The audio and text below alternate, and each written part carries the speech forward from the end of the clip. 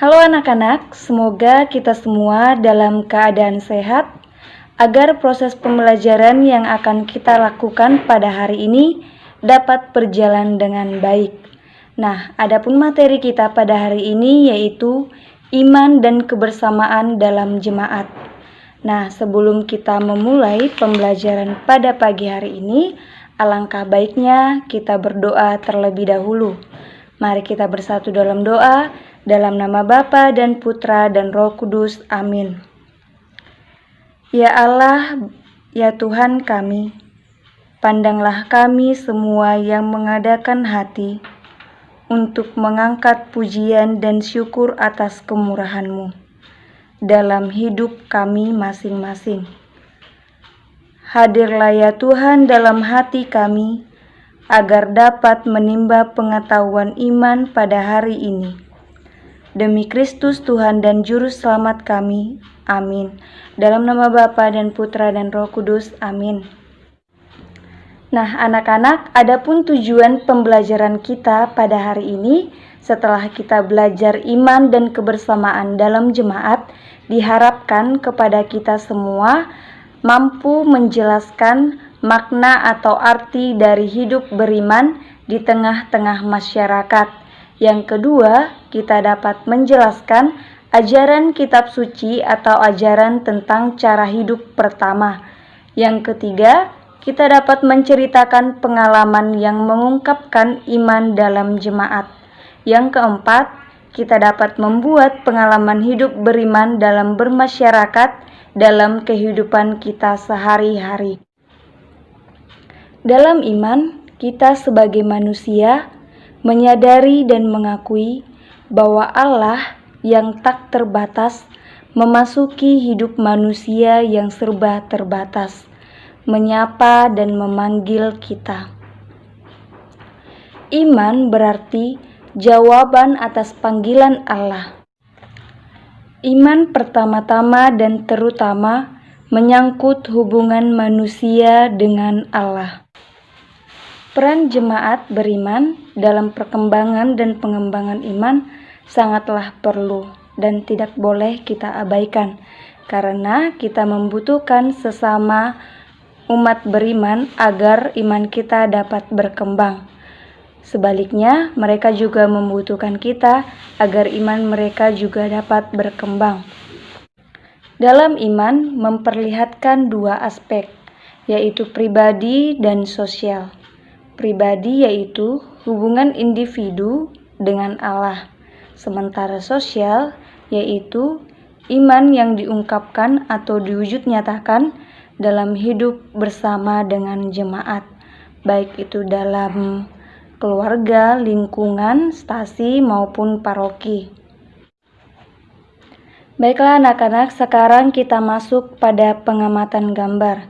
Dalam slide kita dapat melihat gambar yang pertama, Yesus dan murid-muridnya sedang melakukan perjamuan.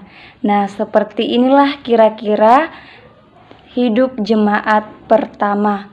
Nah, gambar yang di sebelahnya memperlihatkan bagaimana umat beriman Kristiani sedang melakukan doa bersama.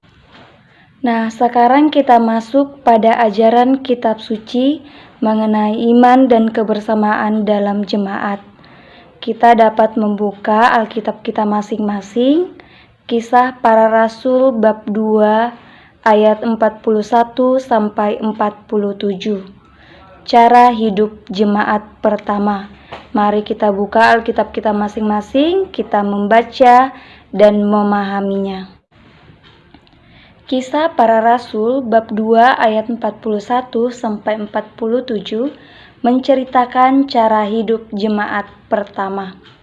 Nah, orang-orang yang mendengar pengajaran para rasul menjadi percaya dan beriman kepada Yesus Kristus. Iman mereka dinyatakan dengan kesediaan untuk menerima pembaptisan. Setelah dibaptis, mereka selalu bertekun dalam pengajaran para rasul, bertekun dalam persekutuan.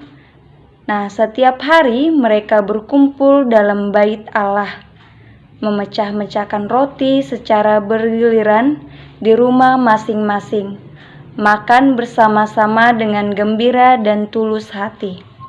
Selain itu, mereka juga saling memperhatikan dan saling berbagi milik mereka sehingga tidak ada yang kekurangan. Nah, adapun ciri-ciri dari iman yang berkembang, yang pertama, hidup kita harus sesuai dengan Injil. Yang kedua, kita harus memiliki keyakinan yang teguh dan percaya dengan sepenuh hati kepada Tuhan. Yang ketiga, kita dapat menerima dan mengerti firman Tuhan agar firman itu berbuah dan berlipat ganda. Yang keempat, tutur kata dan tindakan kita harus berkenan bagi Tuhan dan sesama. Yang kelima, pengalaman doa dan kegiatan-kegiatan berkenan bagi Tuhan dan sesama. Baiklah, sekarang kita masuk pada ciri-ciri iman yang tidak berkembang. Yang pertama itu karena orang yang mendengarkan firman Tuhan tetapi tidak melaksanakannya, sehingga firman itu tidak berakar dan tidak tahan karena banyak godaan-godaan duniawi. Nah, yang kedua, orang yang memiliki pengetahuan imannya tidak bermakna dan doa-doa hariannya hanya di bibir saja. Nah, contoh sederhananya, ketika kita sedang melakukan ujian, sering sekali kita berdoa kepada Tuhan agar nilai kita mendapat nilai yang bagus, sementara kita tidak belajar.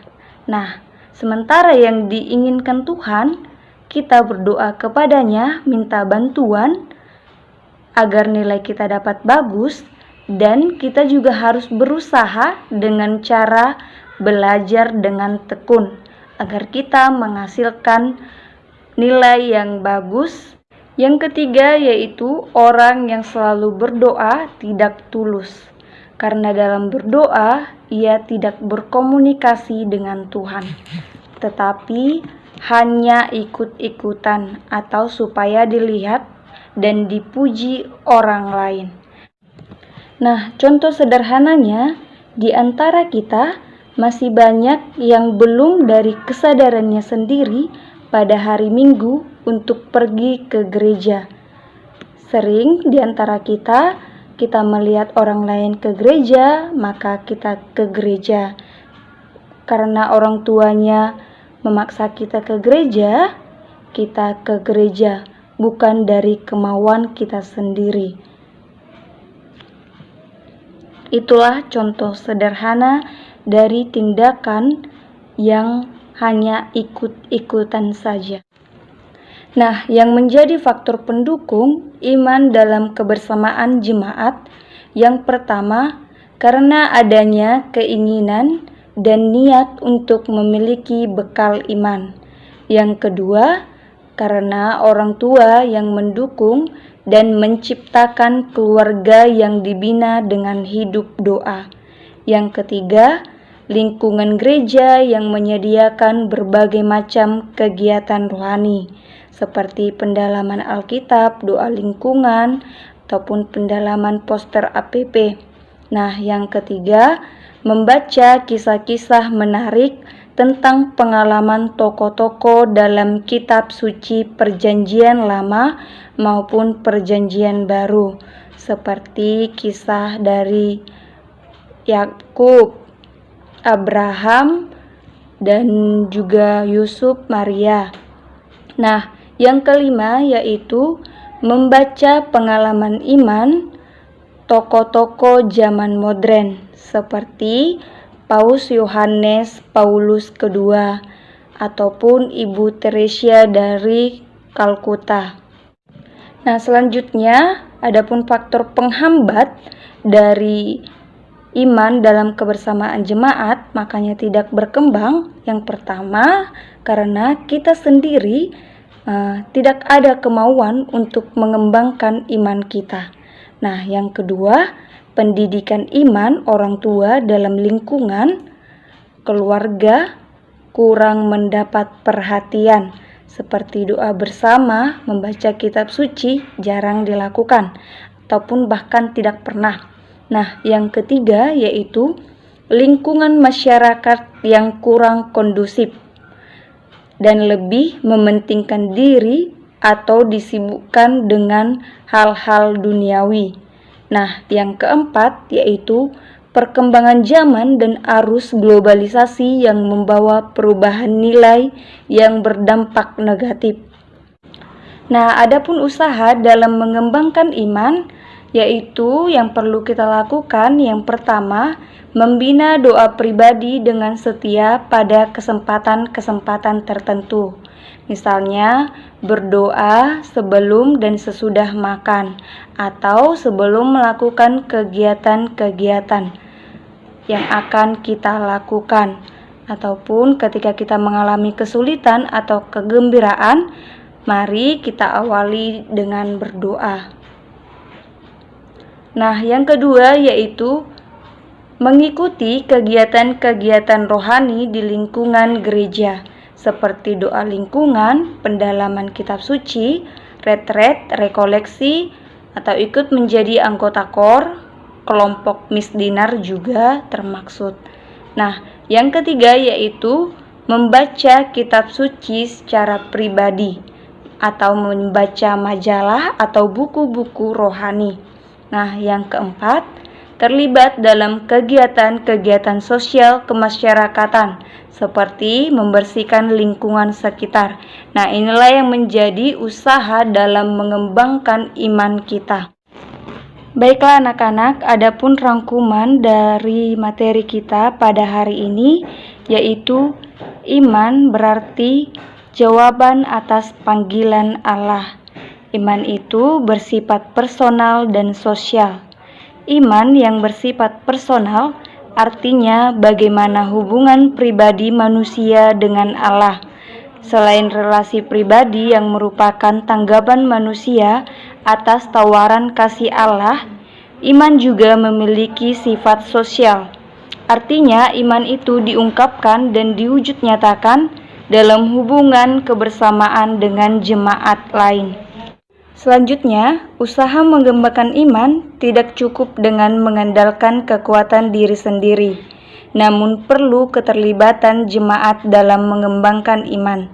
Terlebih lagi, harus selalu memohon bantuan dan campur tangan dari Allah. Karena iman kita berkembang oleh bantuan orang lain, maka kita pun memiliki tanggung jawab untuk ambil bagian dalam mengembangkan iman sesama umat, dengan cara bersedia hadir dalam pertemuan-pertemuan umat, baik dalam doa bersama, pendalaman iman, dan kegiatan-kegiatan yang mendukung lainnya. Pengembangan iman tidak bisa dilepaskan dari peran serta jemaat setempat. Maka kita harus terlibat dalam kegiatan di lingkungan tempat tinggal kita. Nah, apakah kita sudah aktif ikut kegiatan dalam lingkungan? Apakah kita terlibat dalam kegiatan remaja Katolik? Kita sudah ikut dalam kegiatan KOR, misdinar, atau lektor? Mari kita hening sejenak, kita renungkan dalam hati kita. Semoga iman kita semakin berkembang. Baiklah anak-anak, untuk mengakhiri pembelajaran kita pada hari ini, kita berdoa dalam nama Bapa dan Putra dan Roh Kudus. Amin. Allah Bapa yang Maha Baik, terima kasih Engkau telah mendampingi kami hari ini.